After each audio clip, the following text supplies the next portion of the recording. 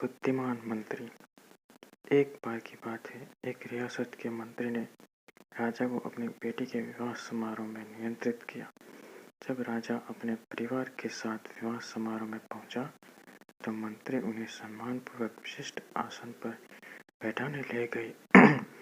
तो मंत्री यह देखकर बहुत लज्जित हुआ कि एक सफाई कर्मी वहां बैठा हुआ था। उसने सफाई कर्मी को सभी के सामने वहां से उठा फेंका और उसे बहुत डांटा। सफाई कर्मी ने बहुत अपमानित महसूस किया और वह बदला लेने की योजना बनाने लगा।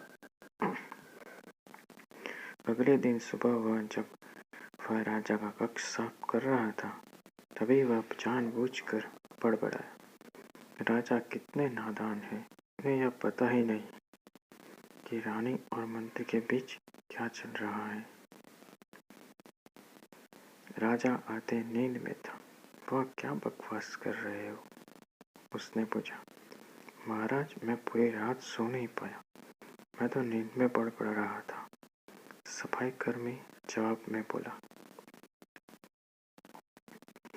हालांकि उसकी बात सुनकर राजा के मन में संदेह के बीच पड़ गए थे।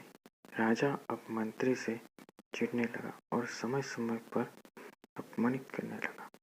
एक दिन तो उसने द्वारपाल से यह बात तक कह दिया कि वे मंत्री को महल में घुसने ही न दे। मंत्री राजा के व्यवहार से बहुत चकित था, लेकिन कुछ विचार करने के बाद उसे समझ में आ गया कि सफाई कर्मी ही उसके लिए जिम्मेदार हो सकता है। मैंने उसका अपमान किया था और उसी का उसने बदला लिया है। अब मुझे उसे दोबारा प्रसन्न करना होगा, तभी वह राजा की निगाह में मेरा सम्मान दोबारा दिला सकता है, मंत्री ने सोचा। एक दिन उसने सफाई कर्मी को अपने घर भोजन पर आने का निमंत्रण दिया और कहा, मेरे दोस्त, मुझे क्षमा कर दे, मैंने तुम्हारा अपमान किया था, मुझे गलती का एहसास हो गया है।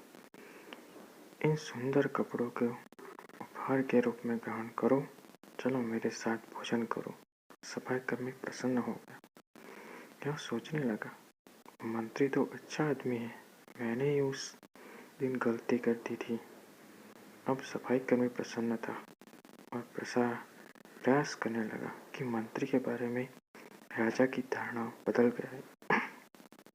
एक बार जब वह राजा के कक्ष में गया, तो राजा सो रहा था और बड़बड़ाने लगा, अरे राजा का 2 दासी के साथ प्रेम संबंध है, बड़ी लज्जा की बात है।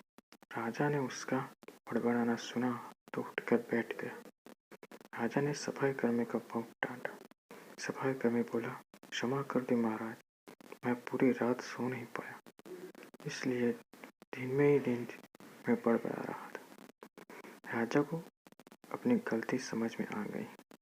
इस तरह की अफवाह के चक्कर में आकर उसने अपने बहुत अच्छे सलाहकार की अनदेखी शुरू कर दी थी। राजा ने मंत्री को बुलाया और दोनों फिर से मित्र बन गए।